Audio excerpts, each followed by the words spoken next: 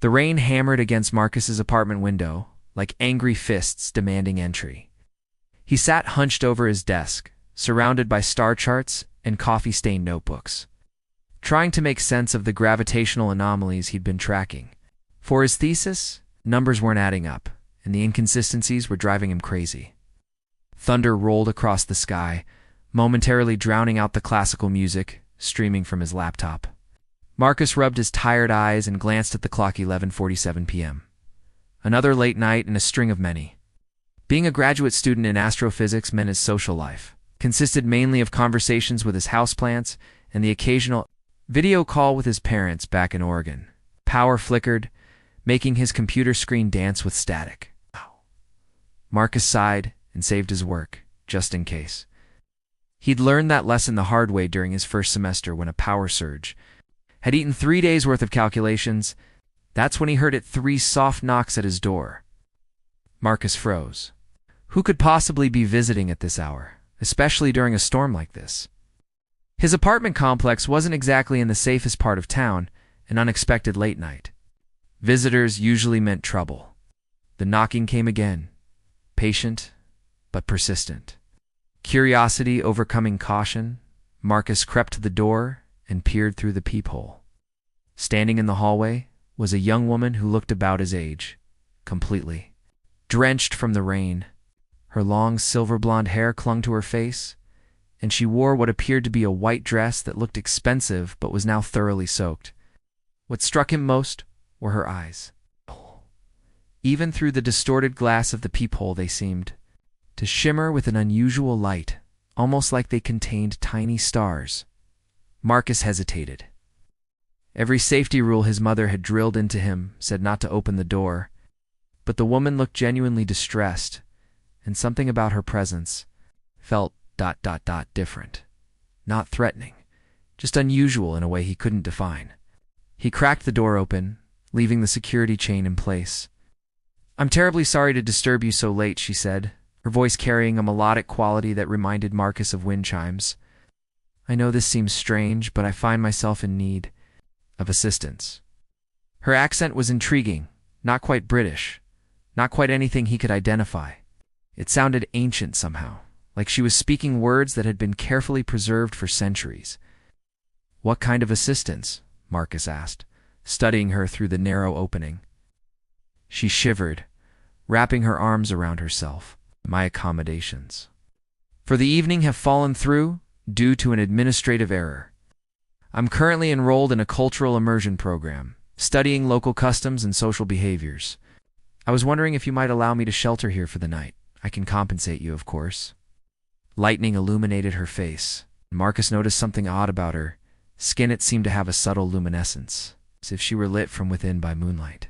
"Cultural immersion program," he repeated. "Yes, I'm researching local social structures and interpersonal relationships. It's quite fascinating work." The way she said human made Marcus's pause. It sounded like she was making a careful distinction, though he couldn't imagine why. Another crash of thunder made them both flinch, and Marcus saw her lips were turning blue from the cold. Whatever strange vibes he was getting from her, she was clearly in distress. "Okay," he said, surprising himself as he unlatched the chain. "You can stay tonight, but just tonight." Her face transformed with the most radiant smile he'd ever seen. Like someone had just told her she'd won the cosmic lottery. "Thank you," she breathed. "You have no idea how significant this kindness is." As she stepped into his apartment, Marcus noticed she moved with an unusual grace, as if gravity affected her differently than it did everyone else. Water dripped from her clothes onto his floor, but she seemed fascinated by everything she saw: his bookshelves, his computer setup, even his basic furniture. "I'm Marcus," he said, grabbing towels from his bathroom. Stella," she replied, accepting the towels gratefully. "A pleasure to make your acquaintance, Marcus." As she began drying her hair, Marcus found himself wondering what he'd just gotten himself into. Marcus woke the next morning to the smell of something incredible wafting from his kitchen. For a moment, he forgot about his mysterious overnight guest, until he heard soft humming a melody that sounded like nothing he'd ever heard before. Haunting and beautiful, He stumbled out of bed to find Stella standing at his stove, wearing his favorite navy blue sweater. The sweater that usually fit him perfectly now hung like a dress on her petite frame. The sleeves rolled up multiple times and the hem reaching almost to her knees. "Good morning, Marcus," she said cheerfully, turning to face him with that luminous smile. "I hope you don't mind. Di took the liberty of preparing breakfast. Your kitchen implements are quite ingenious." Nice. Marcus stared. "That's my sweater." She looked down at herself, smoothing the soft wool with obvious delight. "Yes, it's wonderfully warm. The fibers hold such interesting energy patterns. I can sense that you wore this during many peaceful moments, studying, reading, contemplating the universe. You hung your dress in the bathroom to dry, so you ... raided my closet. I studied your clothing options. Yes. This garment called to me." She touched the sweater's fabric reverently. "It contains traces of contentment, late-night discoveries, the satisfaction of solving complex problems. Wearing it helps me understand how you interact with comfort and security." Marcus rubbed his eyes, wondering if he was still dreaming. "Stella, normal people don't analyze clothing for emotional residue, don't they?" She tilted her head, genuinely curious. "How else would you learn about someone's inner world? Your possessions carry such rich information about your experiences, your values, your dreams." At the breakfast table, Marcus watched Stella eat the pancakes she'd made. She savored each bite like she was experiencing flavors for the first time, making small sounds of wonder that made him strangely happy. "Where exactly are you from?" he asked. "Very far north," she said quickly. "A region with different customs regarding personal belongings and their significance." Over the following days, Marcus's life became a series of small mysteries. Every morning, he'd wake to find Stella wearing something else of his. His red flannel shirt became her version of a dress cinched with a hair tie she'd found. His college hoodie transformed her into what looked like a cozy, oversized elf. His button-down shirts became tunics that she wore with his ties as belts. Each time, she'd explain what she was learning. His workout shirt told her he pushed himself hard, but never at the expense of others. His formal jacket revealed that he cared about making good impressions, but felt awkward in social situations. His old band t-shirt showed her he had a rebellious streak that he kept carefully controlled. "This is impossible," Marcus said one morning, finding her in his kitchen wearing his gray cardigan, and somehow looking elegant despite the fact that it hung off her shoulders. "You can't learn someone's personality from their clothes, can't I?" Stella stirred something that smelled like cinnamon and starlight. "This cardigan tells me you bought it because it reminded you of your grandfather. You wear it when you're feeling lonely or when you need to think through difficult problems. It makes you feel connected to family wisdom." Marcus nearly dropped his coffee mug. The cardigan had belonged to his grandfather, a mathematician who'd inspired Marcus's love of the cosmos. He'd never told anyone that. "Lucky guess," he muttered. But as the days passed, Stella's accuracy became undeniable. She knew things about him that no one could guess, revealed through her strange connection to his clothing. More unsettling, she seemed fascinated by the most mundane aspects of human life: how the microwave worked, why people watched television, the purpose of decorative objects. "Study everything like you're writing a field guide," Marcus observed. One evening, watching her examine his bookshelf with scientific intensity, "Perhaps because I am," she said softly. "Learning about a species requires careful observation of their habits, their tools, their emotional connections to objects." Species. Marcus's pulse quickened. "Stella, are you some kind of anthropologist?" She turned from the books, and in the lamplight, her skin definitely had that subtle glow he'd noticed before. "Something like that. I study how different forms of life create meaning through attachment to material things." "Different forms of life," Marcus repeated slowly. "Are you saying humans are just one form among many?" Stella's eyes widened as if she'd said too much. "I meant different cultures, of course. Different human cultures." But Marcus was beginning to suspect that wasn't what she meant at all. Dr. Harrison Webb had been teaching astronomy for 43 years. And in that time, he'd learned to trust his instincts about people, especially when those instincts started screaming that something wasn't quite right. He first noticed Marcus's mysterious friend during a late evening lab session. She had accompanied Marcus to retrieve some equipment, and Dr. Webb had observed her from his office window. The young woman moved across the courtyard with an unusual grace, seeming almost to float rather than walk. More intriguingly, she'd stopped to stare at the sky with an intensity that suggested more than casual stargazing. "Marcus," Dr. Webb called as his student packed up spectrographic data. "Who was your companion this evening? Just a friend?" "Her name's Stella. She's doing some kind of cultural research." "Cultural research?" Dr. Webb adjusted his wire-rimmed glasses. "What sort of research?" Marcus hesitated. "Social behaviors, human customs, that kind of thing." The way Marcus said human customs struck Dr. Webb as odd, as if the phrase carried special significance. The next week, Stella attended one of Marcus's advanced astrophysics seminars as an observer. She sat in the back wearing what appeared to be Marcus's olive green jacket over dark pants, taking notes on a device Dr. Webb had never seen before, something that looked more like crystallized light than conventional technology. During his lecture on binary star systems, Dr. Webb noticed Stella's reactions to information that should have been completely new to a cultural researcher. When he discussed the gravitational dynamics of Proxima Centauri, she nodded, as if confirming familiar facts. When he mentioned theoretical faster-than-light travel, she made a small sound that might have been amusement. After class, Dr. Webb approached her. "Miss." "Just Stella," she said, that musical accent making her name sound like a whispered secret. "Couldn't help but notice your engagement with the material." Oh. "Do you have a background in astrophysics?" Her luminous eyes met his, and for a moment Dr. Webb felt like he was being evaluated by an intelligence far older than her apparent age. "I find the study of celestial mechanics personally relevant to my research," she said carefully. "What way?" "Understanding how different worlds develop, how distance affects relationship dynamics, how beings adapt to various gravitational and atmospheric conditions." She paused. "From a cultural perspective, of course." Dr. Webb's scientific curiosity sharpened.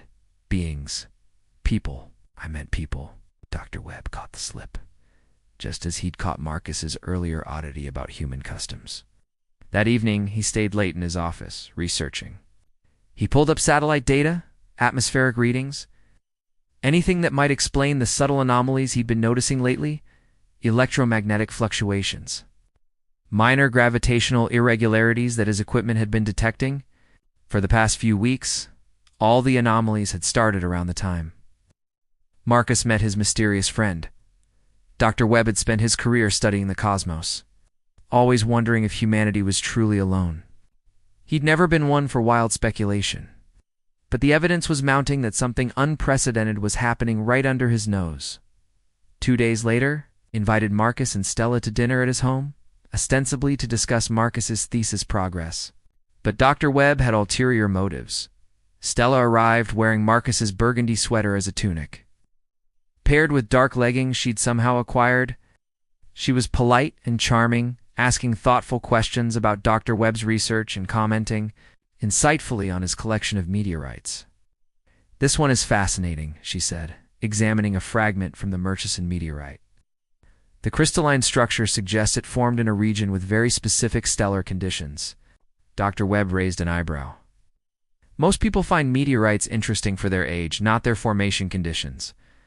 "Age is relative," Stella said absently, then caught herself. "I mean, I've read extensively about stellar formation."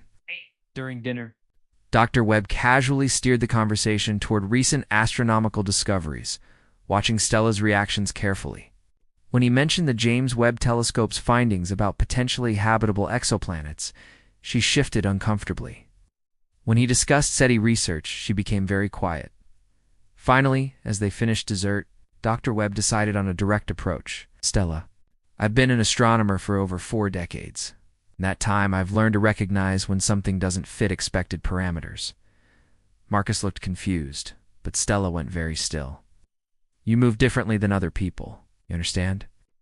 Advanced astrophysics, despite claiming to be a cultural researcher, you examine everyday objects like you're encountering them for the first time, yet you demonstrate knowledge about stellar formation that would impress my graduate students."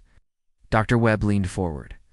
Most importantly, sensitive equipment on campus has been detecting unusual electromagnetic signatures since your arrival, signatures that don't match any known terrestrial phenomena. Stella exchanged a long look with Marcus, who appeared stunned by Dr. Webb's observations. "Dr. Webb," she said quietly, "what would you say if I told you that your instincts about me are correct, but that the truth is more extraordinary than you might imagine?" The old astronomer felt his heart race with the thrill of potential discovery.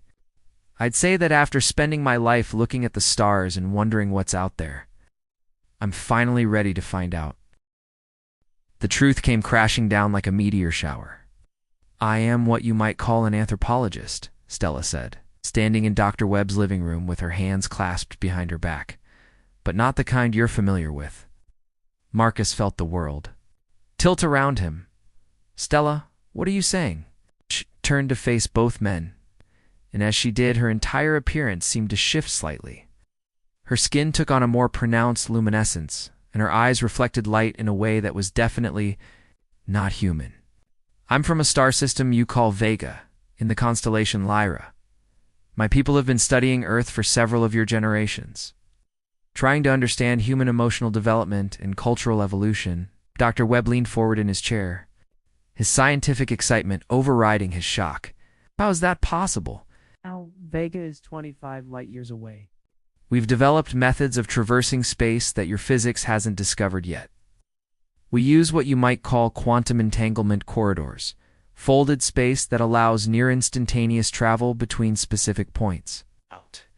Marcus sank onto the couch, his mind reeling. "The clothing thing.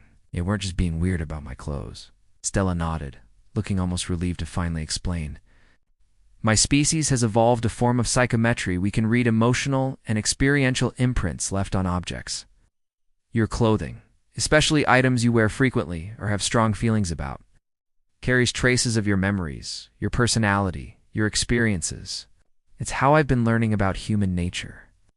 "And the cultural research?" Dr. Webb asked. "Very real. I was sent here to study human attachment behaviors, particularly how your species forms emotional bonds through shared experiences and objects. My world is very different. We're telepathic, communal, less individual-focused. The human concept of personal possessions, of privacy, of exclusive relationships, fascinated our researchers." Marcus thought about all the mornings he'd found Stella wearing his clothes. Her obvious delight in each piece, her uncanny ability to understand him through fabric and fibers. It hadn't been cute or quirky, it had been scientific observation. "I've been your test subject," he said quietly. Stella's luminous expression crumpled. "It started that way. But Marcus, somewhere in the process of learning about human emotions, I began experiencing them myself." "That wasn't supposed to happen." "What wasn't supposed to happen?" Dr. Webb asked. Before Stella could answer, the air in the room began to shimmer. Marcus felt a strange tingling sensation, and Dr. Webb's equipment in his study started beeping rapidly. A figure materialized in the center of the living room, tall, elegant, and unmistakably not human. She had the same luminous skin as Stella, but her bearing was more formal, more intimidating. She wore robes that seemed to be cut from starlight itself. "Researcher Stella," the figure said in a voice like distant thunder, "you have exceeded your mission parameters." Stella straightened, suddenly looking very different. "Commander Zara, I can explain. Can you?" Commander Zara's gaze swept over Marcus and Dr. Webb. "You were sent to observe and report on human emotional structures. Instead, you formed an unauthorized attachment to your subject and compromised operational security by revealing yourself to additional humans." Marcus found his voice. "Subject? Is that all I am?" Stella turned to him, and he could see genuine anguish in her otherworldly features. "No, Marcus, that's what I'm trying to tell you. I came here to study love, attachment, human bonding behaviors, but I didn't expect to fall in love myself."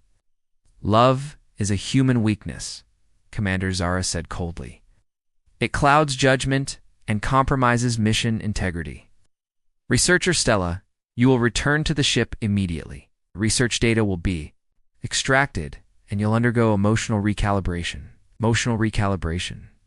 Dr. Webb stood up, his protective instincts kicking in. That sounds like you're planning to alter her personality. We're planning to correct a contamination, Zara replied. Extended exposure to human emotional patterns has affected her cognitive function. She'll be restored to proper vegan psychological parameters. Marcus stepped between Zara and Stella. She's not contaminated. She's learned to feel. That's not a disease to be cured. Zara studied him with interest. Fascinating. The subject displays protective behavior toward the researcher, despite learning he was being observed. Is this typical human response to deception? Ah! Stop calling me a subject, Marcus snapped. And it's not deception if she developed real feelings. Stella, is what you feel for me real? Stella looked between Marcus and her commander, her expression torn, more real than anything I've ever experienced. Wearing your clothes, learning about your life through the objects you cherish, spending time in your world, it changed me. I understand now why humans form such powerful attachments to each other and to places. Then don't go back, Marcus said desperately. Stay here. Stay with me. Commander Zara made a sound like cosmic wind chimes. Impossible. She has duties. To her people. Her research must be completed and the cultural data analyzed. Personal attachment is incompatible with scientific objectivity. Maybe, Dr. Webb interjected quietly. Scientific objectivity isn't the only valuable way of understanding the universe. Both aliens turned to look at the elderly professor, and Marcus felt a surge of gratitude for his mentor's support. If Dr. Webb continued, the fact that Stella learned to love isn't a contamination, but the most important discovery of her entire mission? The standoff in Dr. Webb's living room felt like the moment before a star goes supernova, everything balanced on the edge of transformation or destruction. Commander Zara considered Dr. Webb's words with the calculating expression of someone used to making decisions that affected entire civilizations. Explain your hypothesis, human scientist.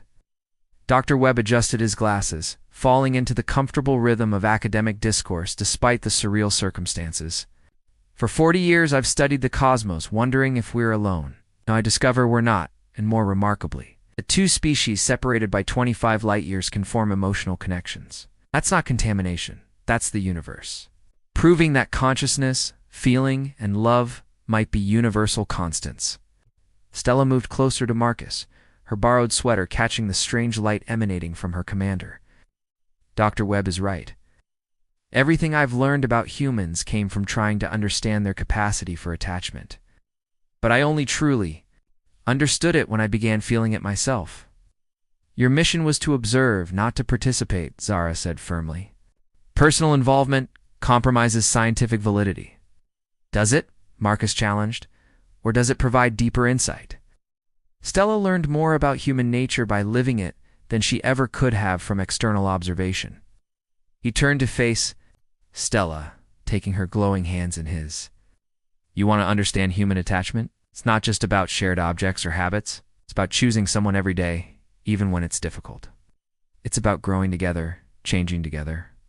It's about making someone else's happiness as important as your own. Stella's eyes brightened like captured starlight. It's about trust. You trusted me enough to let me into your home during a storm. You shared your clothes, your food, your life with someone you barely knew. That kind of faith in another being's goodness, that's what I've been studying. That's what changed me.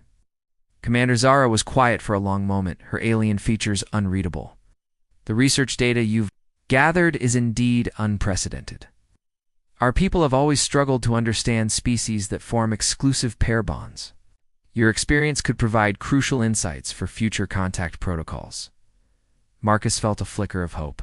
Does that mean it means, Zara interrupted, that researcher Stella's compromised state may have scientific value? However, returning to Vega with these emotional attachments would be problematic for her psychological health. Separation from a bonded partner causes significant distress in humans. We have observed similar effects in other species. Stella squeezed Marcus's hands.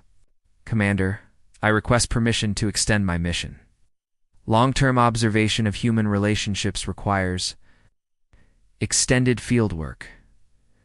Dr. Webb chuckled. I think what she's asking for is asylum. Not asylum, Stella corrected. a chance to bridge two worlds. Marcus has taught me that love doesn't diminish scientific inquiry, it enhances it. When you care about your subjects, you understand them more deeply. Zara moved to the window, gazing up at the night sky. Our homeworld has grown. Increasingly isolated, we focus so much on intellectual advancement that we've lost touch with emotional development. Perhaps it's time we learn something from younger species. Younger? Marcus raised an eyebrow. Humans have existed for roughly 300,000 years. My people have walked among stars for over 2 million of your years, Zara explained. But in all that time, we've never encountered a species that creates such powerful emotional bonds through such simple acts of kindness. She turned back to the group. Researcher Stella, I'm authorizing an extended mission. You'll remain on Earth too. Continue studying human emotional development through direct participation. However, you'll need to maintain periodic contact with our ship and submit regular reports. Marcus felt like he could fly to Vega without a spacecraft. Really? Additionally, Zara continued, Dr. Webb, your discretion in this matter would be ... appreciated. However, T's in both astronomy and human nature could prove valuable for future cultural exchange programs. Dr. Webb's eyes lit up with the wonder Marcus had seen when his professor discovered a new celestial phenomenon. Are you suggesting formal contact between our species? Suggesting that Stella's research indicates humans might be ready for gradual introduction to galactic civilization? Species that can extend kindness to strangers, who value emotional connection alongside intellectual growth, who can adapt their worldview when presented with new evidence. Such species make good neighbors among the stars. Stella turned to Marcus, her expression glowing with happiness and something that looked remarkably like the love he'd been falling into over the past weeks. There's something else you should know. It's the clothes. Your clothes that I've been wearing, they don't just tell me about your past. They help me understand your hopes for the future. Out. What do they say about my future? Marcus asked softly. She smiled that radiant smile that had captured his attention from the very first night. They say it involves sharing more than just hoodies with someone who loves you. They say it involves adventures across worlds, learning that the universe is bigger and more wonderful than you ever imagined, and discovering that some connections transcend the distance between stars. Marcus kissed her then, right there in Dr. Webb's living room, with her alien commander watching, and the universe suddenly feeling both infinitely larger and perfectly intimate. Later, as Commander Zara prepared to return to her ship, she offered one final observation. Stella, your research has revealed something our people had forgotten. Intelligence and emotion aren't opposing forces. They're complementary aspects of consciousness. Your human has taught you to feel, but you've also taught him to see beyond his world's boundaries. That kind of mutual growth might be love's most valuable gift. As the commander shimmered out of existence, Marcus, Stella, and Dr. Webb stood together under the stars that no longer seemed quite so distant. So Marcus said to Stella, "Tomorrow morning, are you going to raid my closet again?" She laughed, the sound like music from another world. "Only if you don't mind sharing your life with someone who's still learning what it means to be human." "I don't mind at all," Marcus said, pulling her close. I think I'm still learning too."